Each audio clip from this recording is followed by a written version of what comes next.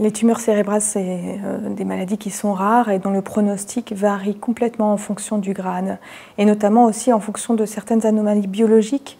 On s'aperçoit que les tumeurs de bas grade, ou celles qui sont IDH mutées, ont un bon pronostic, mais ce sont des maladies qui ont tendance à rechuter, tandis que le glioblastome, qui est le grade 4, est quand même une maladie avec un pronostic qui est réservé. Ces maladies se traitent avec de la chirurgie, de la radiothérapie et de la chimiothérapie. Le traitement de ces maladies n'a pas beaucoup changé les dernières années, et notamment les thérapies ciblées sont des choses qui marchent peu dans cette maladie, si ce n'est peut-être l'Avastin, mais qui reste assez controversée. La chimiothérapie, c'est une chimiothérapie qu'on utilise depuis quelques années, qui est le Temodal ou bien la lomustine.